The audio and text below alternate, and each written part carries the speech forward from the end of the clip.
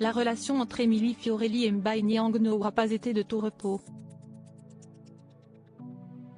D'abord fous amoureux l'un de l'autre après leur rencontre survenue en 2016, ils ont depuis traversé des épreuves très difficiles. Du moins, surtout Émilie Fiorelli à en croire ses récents propos hallucinants. Mais d'abord, revenons au mois de janvier 2022, lorsqu'elle annonçait leur nouvelle rupture. Celle qui a remporté la saison 9 de Secret Story se voulait à ce moment-là plutôt discrète sur les raisons de cette séparation mais, quelques mois plus tard, elle révélait avoir beaucoup souffert à cause du père de ses deux enfants, Luna, 4 ans, et Pharrell, 2 ans. Oui, j'ai été trompée et pas qu'une fois. Oui, j'ai été salie, humiliée et bien plus que j'éviterai d'étaler ici, je ne suis pas fière.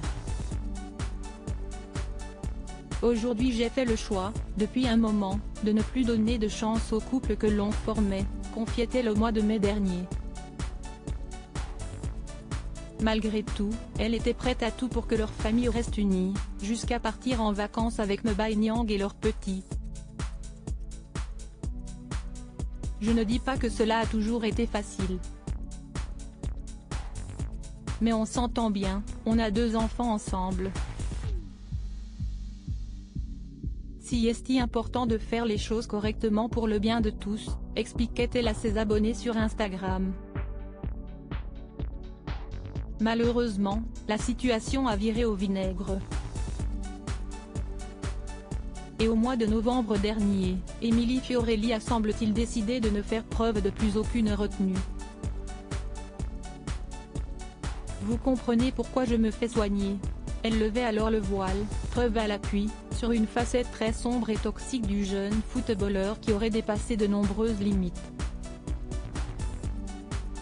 Trop longtemps que je prends sur moi. Je me sens comme harcelée à cause du comportement de mon ex-conjoint, avait-elle commencé à déclarer avant de dévoiler une conversation où l'on apprend que le sportif la battait et buvait de l'alcool. Un homme qui se vante en plus de me lever la main dessus. Maintenant vous pouvez comprendre pourquoi je me fais soigner, se désolait-elle. Sur ce lancer, Émilie Fiorelli poursuivait avec des accusations très graves, j'ai subi bien plus que de la tromperie. Mais la violence, les coups, morsures, brûlures, stop et en plus de scènes vantées, si est carrément grave.